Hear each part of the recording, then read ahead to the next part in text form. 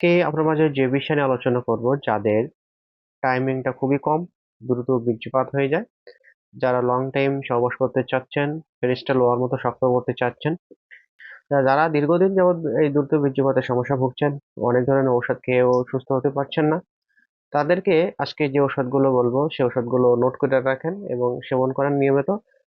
তো বন্ধুরা, যারা দ্রুত বীর্যপাতের সমস্যা ভুগছেন, রেজিস্ট্রেশন হয় না এবং স্ত্রীকে পরিপূর্ণ তৃপ্তি দিতে পারছেন না যারা, তাদের জন্য আজকে যে ওষুধগুলো দেব সেগুলো অবশ্যই আপনারা একটু নোট করে রাখেন। প্রথমে যে ওষুধটা খেতে হবে আপনার, নেক্সিটো 10 mg ট্যাবলেট। এই ট্যাবলেটটি রাতে একটা করে খাবেন, কন্টিনিউ 3 থেকে 6 মাস খাবেন।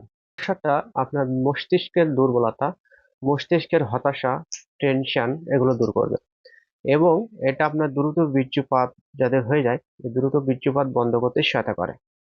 এটি কন্টিনিউ 3 থেকে 6 মাস খেলে আপনার এই যে দ্রুত বীর্যপাতের যে সমস্যাটা, এটা স্থায়ীভাবে সমাধান হয়ে যাবে। দ্বিতীয়ত, এর সাথে যে সাপোর্টার ওষুধগুলো খেতে হবে, টাডালাফিল ট্যাবলেট। এই ট্যাবলেটটি 5 mg ট্যাবলেট। এটা নিবেন, প্রতিদিন রাতে একটা করে 1 মাস খাবেন। Multivitamin multi mineral fish oil gold tablet, প্রতিদিন একটা করে খাবেন।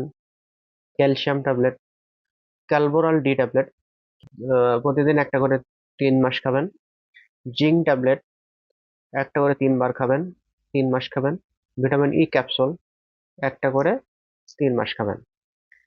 সাথে সপ্তাহে একটা করে ভিটামিন D3 খাবেন, 40,000 আয়ু। আহ, এইগুলো নিয়মিত খেতে থাকবেন।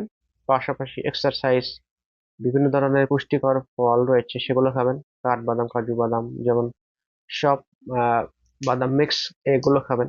মধু খাবেন, কালো জিরা খাবেন। দেখবেন আপনার এই ধরনের সমস্যাগুলো আস্তে আস্তে ঠিক হয়ে যাবে এবং আপনাদের অতিরিক্ত সহবাস করবেন না, হস্তমিথুন মাস্টারবেশন এগুলো করবেন না। দেখবেন আপনারা সুস্থ হয়ে যাবেন। তো বন্ধুরা, ভিডিওটি ভালো লাগলে একটা লাইক দিবেন, শেয়ার করে সবাইকে জানিয়ে দিবেন। ভালো থাকবেন, সুস্থ থাকবেন। আল্লাহ হাফেজ, সালামু আলাইকুম।